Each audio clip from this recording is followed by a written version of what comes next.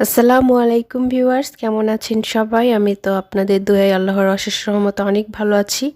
তো আজকে নিয়ে চলে এসেছি গুঁড়া দুধ দিয়ে কিভাবে পারফেক্ট মালাই চপ তৈরি করা যায়, তাও আবার মাত্র 10 মিনিটে। তো সেই রেসিপিটি আপনাদের সাথে শেয়ার করব। দেখতেই পাচ্ছেন একদম ভিতরে নরম তুলতুলে সফট একটা মালাই চপ তৈরি হয়েছে। তো এই রেসিপিটি আপনাদের সাথে শেয়ার করব। চলুন আমরা মূল রেসিপিতে চলে যাই। তো এখানে আমি একটি বাটি নিয়ে নিয়েছি। এখানে আমি একদম 1 কাপ গুঁড়ো দুধ দিয়ে দিচ্ছি। আমি যে নিডোর যে ফুল ক্রিম মিল্কটা আছে সেটা নিয়েছি, আপনারা যে কোনোটা নিতে পারেন। তারপর একদম হাফ টিস্পুন হচ্ছে বেকিং পাউডার দিয়ে দিলাম। তারপর 1 টিস্পুন হচ্ছে ঘি দিয়ে দিলাম। তো এগুলো আমি এখন খুব ভালো করে মেখে নেব। অনেকেই এখানেই একটা ভুল করে ফেলেন, তো দেখা যায় তাড়াহুড়ো করে ভালো করে মিক্স করেন না। তো এটা ভালো করে মিশিয়ে নিতে হবে যতটা সম্ভব। গুঁড়ো দুধ, তারপর হচ্ছে বেকিং পাউডার এবং হচ্ছে ঘিটা খুব হাত দিয়ে ভালো করে একদম মিক্স করে নিতে হবে চেপে চেপে, তাহলেই হচ্ছে মিষ্টিটা একদম সফট হবে। তো এই যে আমি খুব সুন্দর করে এটাকে মিক্স করে নিয়েছি। তো মিক্স করার পর আমি একটা বাটিতে একদম নর্মাল টেম্পারেচারের একটা ডিম নিয়ে নিলাম।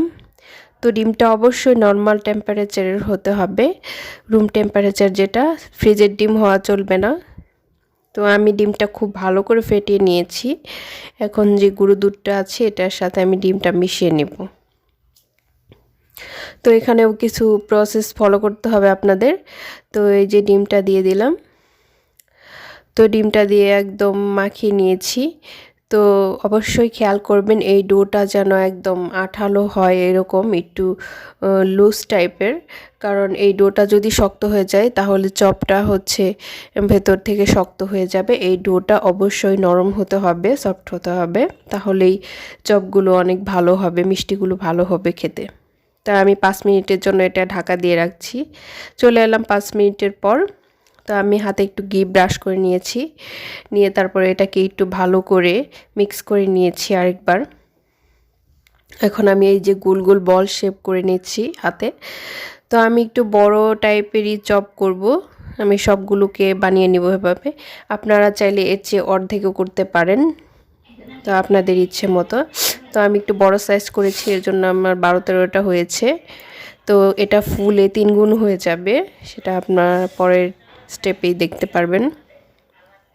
তো আমি চুলায় চলে এসেছি। এখানে আমি 2.5 কাপ যে লিকুইড দুধ, গরুর দুধটা নিয়ে নিয়েছি। তো এই দুধটাকে আমি খুব বেশি জাল করব না, শুধু গরম করে নিয়েছি একটু হালকা। তো এখানে আমি 1/2 কাপ চিনি দিয়ে দিচ্ছি, আর হচ্ছে 2টো এলাচ দিয়ে দিব।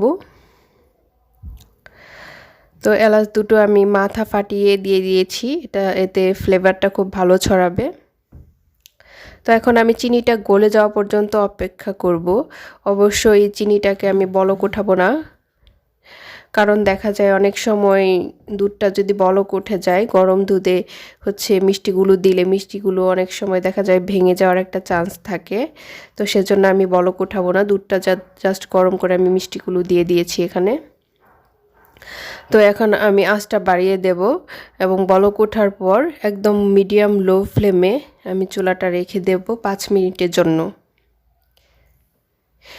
এতে করে হবে কি, আঁচটা যদি বারবার বাড়ানো কমানো হয় দেখা যাবে মিষ্টিগুলো ভালো করে ফুলতে চাইবে না বা শক্ত হয়ে যাবে। তো একদম একটা নির্দিষ্ট আঁচেই রাখতে হবে। আমি মিডিয়াম ও লোর মাঝামাঝি একটা আঁচে রেখে দিয়েছি। তো যখন বলকটা উপরে উঠে যাবে তখন হালকা একটু ফাঁকা করে বাতাসটা বের করে দিতে হবে। এই যে দেখেন মিষ্টিগুলো ফুলে ডাবল হয়ে গেছে। তো আমি 5 মিনিট পরে আবারও চলে আসছি, আমার টোটাল 10 মিনিট সময় লেগেছে। তো আপনারা অবশ্যই একটা জিনিস খেয়াল রাখবেন, যখন প্রথম 5 মিনিট হবে তখন আপনারা হাঁড়ির এই যে ঢাকনাটা ধরে একটু হাতলটা ধরে এভাবে একটু নাড়িয়ে দিবেন। অবশ্যই চামিচ দিয়ে নাড়বেন না, হাতলটা ধরে একটু নাড়াচাড়া করে দিবেন, এতে ভিতরে এয়ার ক্রিয়েট হবে। তো মিষ্টিগুলো খুব ভালো হবে, চুপসে যাবে না, শক্ত হবে না। তো চামচ দিয়ে নাড়াচাড়া করার দরকার নেই। তো আমি আবার ঢাকা দিয়ে দিলাম। তো 10 মিনিট হয়ে গেছে, আমি এখন এগুলো চুলা থেকে নামিয়ে নেব।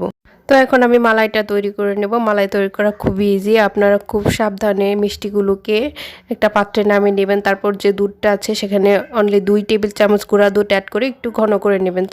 তারপর আবার মিষ্টিগুলো এখানে অ্যাড করে দেবেন। তো আমি এভাবেই মালাইটা তৈরি করে নিয়েছি এর উপরে। তো আপনারা চাইলে বাসায় এই প্রসেসে এই মিষ্টিগুলো তৈরি করে নিতে পারেন। এটা দেখতে যেমন সুন্দর, খেতেও তেমন অনেক মজাদার। তো এই ছিল আমার আজকের রেসিপি। ভালো লাগলে একটি লাইক দিবেন, আর অবশ্যই চ্যানেলটি সাবস্ক্রাইব করে আমার এই ছোট্ট পরিবারের সদস্য হয়ে যাবেন। সবাইকে অসংখ্য ধন্যবাদ। আল্লাহ হাফেজ। আসসালামু আলাইকুম।